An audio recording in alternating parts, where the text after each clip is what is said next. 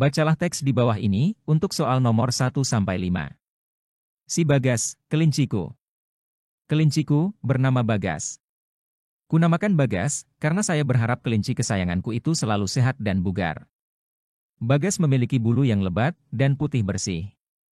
Matanya coklat seperti madu, matanya jernih menyejukkan untuk dipandang, bibir mungilnya yang merah muda sungguh menggemaskan. Telinganya panjang, dan melambai-lambai kalau dia berlari. Bagas sangatlah manja. Hampir tiap malam, Bagas tidur di ujung kakiku.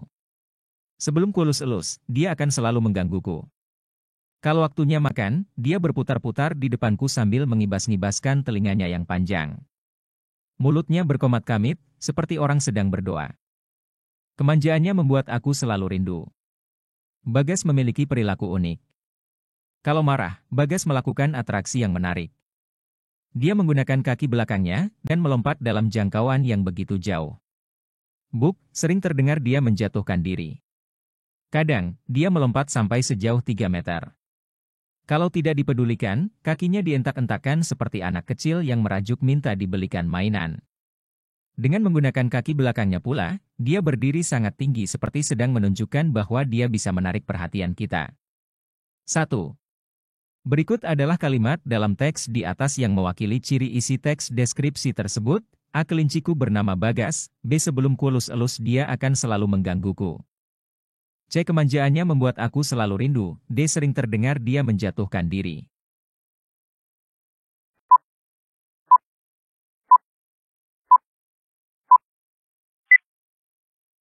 Jawaban yang benar adalah C. Teks deskripsi dikatakan bersifat personal, karena ditulis berdasarkan apa yang dilihat, didengar, dan dirasakan penulis. 2. Dari teks di atas, manakah yang merupakan kalimat perincian? A. Bagas memiliki perilaku unik. B. Bagas sangatlah manja. C. Kelinciku bernama Bagas. D. Hampir tiap malam, Bagas tidur di ujung kakiku.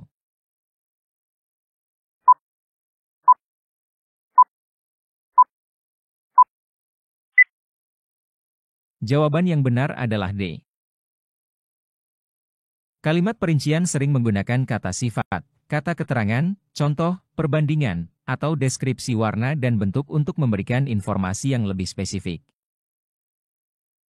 3. Berdasarkan teks di atas, manakah kalimat berikut yang mengandung majas perbandingan? A. Bagas memiliki perilaku unik. B. Dia menggunakan kaki belakangnya dan melompat dalam jangkauan yang begitu jauh. C. Kalau tidak dipedulikan, kakinya dientak-entakan seperti anak kecil yang merajuk minta dibelikan mainan. D. Hampir tiap malam, Bagas tidur di ujung kakiku.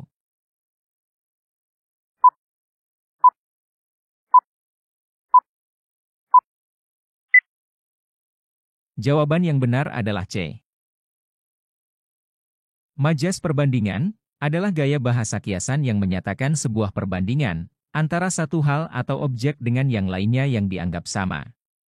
Gaya bahasa ini sering menggunakan kata seumpama, seperti bagai, bagaikan, dan laksana. 4. Berdasarkan teks di atas, paragraf keberapa yang merupakan identifikasi? A. Pertama, B. Kedua, C. Ketiga, D. Tidak ada.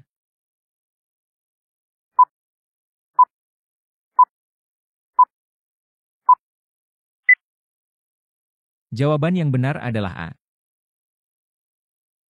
Kalimat identifikasi adalah kalimat yang berisi informasi atau kalimat yang mengidentifikasi atau menemukan informasi tentang sesuatu. 5. Berdasarkan teks di atas, terdapat beberapa hipernim. Berikut yang merupakan hipernim adalah A. Kelinci, B. Mainan, C. Saya, D. Menarik.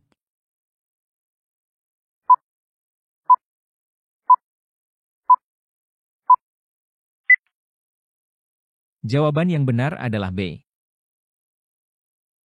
Hipernim adalah suatu kata dalam KBBI yang memiliki ruang lingkup sangat luas dan maknanya bisa meliputi banyak kata. 6. Berikut merupakan contoh penulisan kalimat yang benar. A. Kucingku bernama Meli. Meli adalah kucing betina yang menggemaskan. Setiap hari, Meli diberi makan supaya tetap sehat. B. Kucingku bernama Meli. Meli adalah kucing betina yang menggemaskan. Setiap hari, Meli diberi makan supaya tetap sehat. C. Kucingku bernama Meli. Meli adalah kucing betina yang menggemaskan. Setiap hari, Meli diberi makan supaya tetap sehat. D. Kucingku bernama Meli. Meli adalah kucing betina yang menggemaskan. Setiap hari, Meli diberi makan supaya tetap sehat.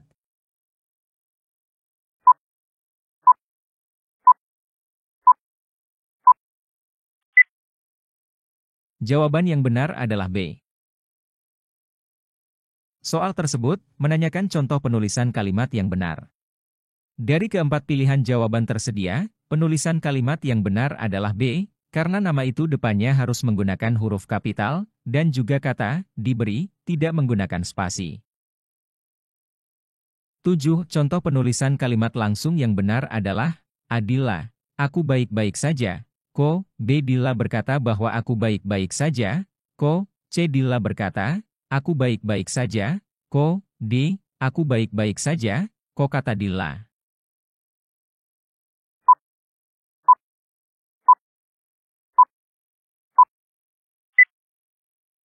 Jawaban yang benar adalah C. Kalimat langsung memiliki beberapa ciri, yaitu sebagai berikut. Penulisan kalimat petikan diapit oleh tanda baca petik 2, huruf pertama pada kalimat yang dipetik ditulis menggunakan huruf kapital, tanda koma digunakan untuk memisahkan kalimat petikan dan kalimat pengiring menggunakan, jika kalimat langsung berupa dialog, di bagian depan kalimat kutipannya diberikan tanda baca titik 2, kalimat langsung harus dibaca dengan intonasi dan penekanan yang tepat. 8. Berikut contoh penggunaan tanda koma yang tepat, kecuali A. Oleh karena itu, kita harus berhati-hati. B. Jadi, kita akan pergi menggunakan bus. C. Meskipun begitu, Rina tetap saja marah. D. Dian tidak suka padamu, karena sifatmu yang cuek.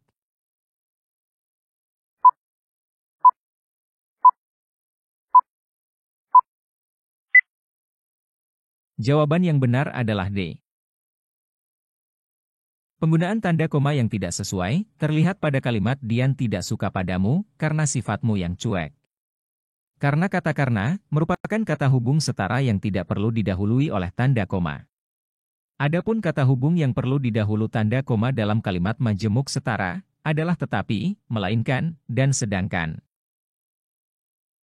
9. Pembentukan kata-kata berikut sesuai dengan kaidah bahasa Indonesia baku, kecuali A. Mengkeliring, mencap, mengkop, B. Mengklakson, mengeset, mengicau, C. Mengeklik, mengelem, mengelas, D. Mengelap, menghitan, mengilap.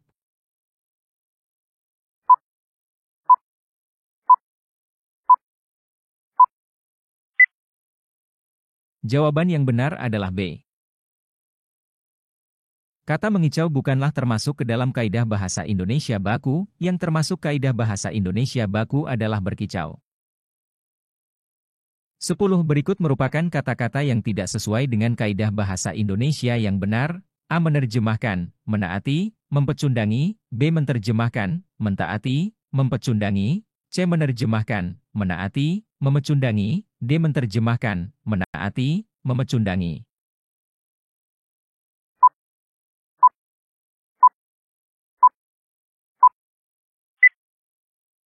Jawaban yang benar adalah B.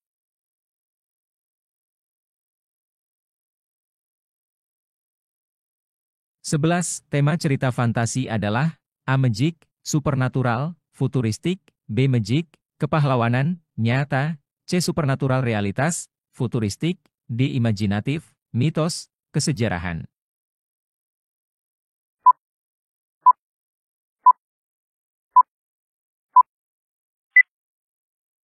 Jawaban yang benar adalah A.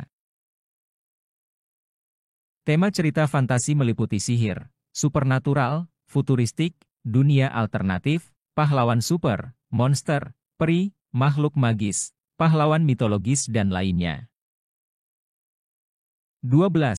Berdasarkan latar cerita, cerita fantasi dibedakan menjadi dua kategori yaitu A. Latar sewaktu dan sezaman, B. Latar waktu sezaman dan berbeda zaman, C. Latar lintas waktu dan lintas ruang, D. Latar lintas waktu dan latar waktu sezaman.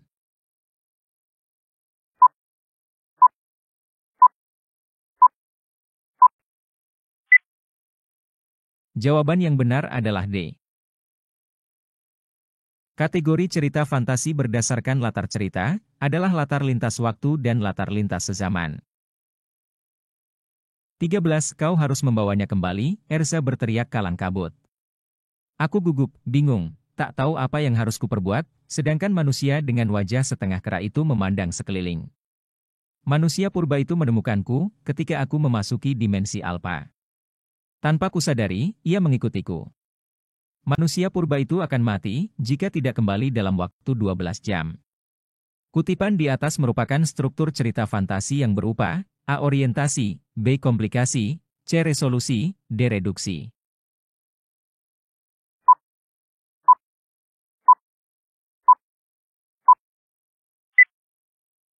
Jawaban yang benar adalah A. Orientasi atau disebut juga setting, berisikan informasi latar belakang kisah atau peristiwa yang akan diceritakan lebih dalam pada paragraf berikutnya. Informasi dalam orientasi biasanya mencakup penjelasan mengenai siapa, kapan, di mana, dan mengapa. Baca kutipan dari teks berikut, Ardi maafkan aku, maaf telah merusak laboratorium untuk penelitian ini, kataku mengiba. Gak apa-apa asalkan dirimu bisa selamat, Ardi memelukku dengan erat. Kulihat Erza membawa air minum untukku, tidak menyangka aku bisa berhasil dikembalikan dan hidup lagi secara biasa. Manusia purba itu juga berhasil kembali ke habitatnya pada 500 tahun sebelum Masehi. Aku dapat melihatnya dengan jelas di layar laptop, manusia purba itu tersenyum sambil melambaikan tangan ke arahku. 14. Kutipan di atas merupakan struktur cerita fantasi yang berupa A. Orientasi, B. Komplikasi, C. Resolusi, D. Reduksi.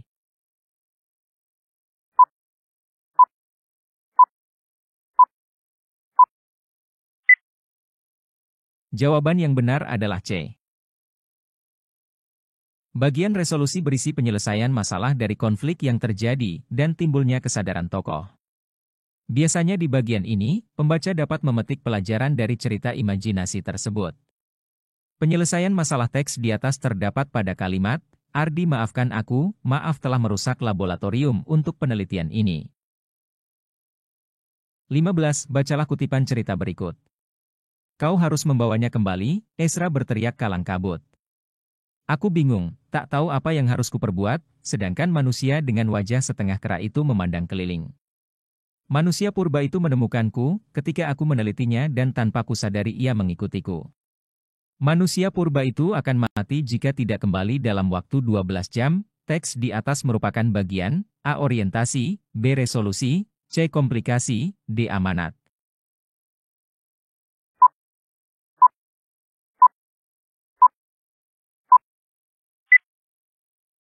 Jawaban yang benar adalah B. Bagian resolusi berisi penyelesaian masalah dari konflik yang terjadi dan timbulnya kesadaran tokoh. Biasanya di bagian ini pembaca dapat memetik pelajaran dari cerita imajinasi tersebut.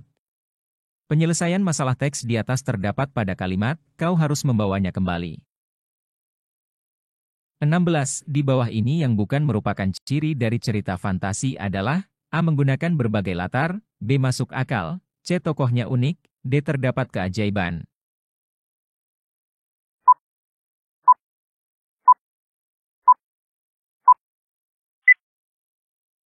Jawaban yang benar adalah B. Ciri umum cerita fantasi sebagai salah satu jenis teks narasi yaitu 1. Ada keajaiban, keanehan, kemisteriusan, 2. Menggunakan berbagai latar, 3. Tokoh unik. 17. Berisi hubungan sebab akibat sehingga muncul masalah hingga masalah itu memuncak. Pernyataan di atas adalah ciri isi dari struktur cerita fantasi yang berupa A. Orientasi, B. Komplikasi, C. Resolusi, D. Reduksi.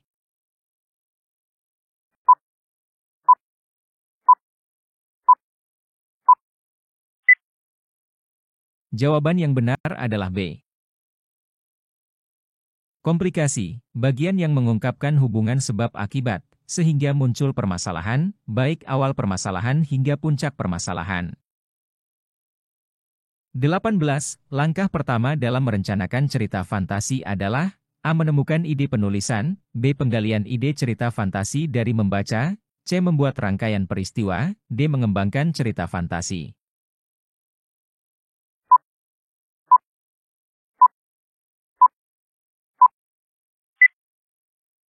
Jawaban yang benar adalah A. Langkah awal dalam membuat cerita fantasi adalah menentukan ide awal, dapat berupa tema dan latar cerita. 19. Ungkapan keterkejutan dalam cerita fantasi berfungsi untuk A. Membuat pembaca kaget, B. Pelengkap cerita fantasi, C. Menekankan keheranan, D. Menggerakkan cerita.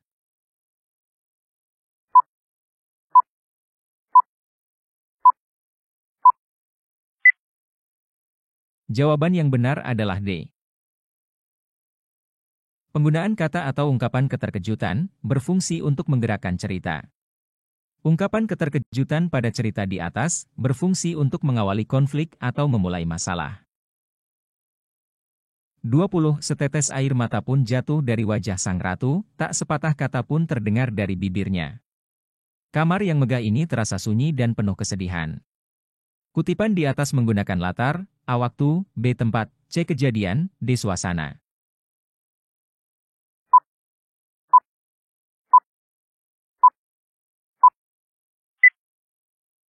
Jawaban yang benar adalah D. Kutipan teks cerita di atas menunjukkan adanya latar suasana, yaitu terdapat pada kalimat kedua.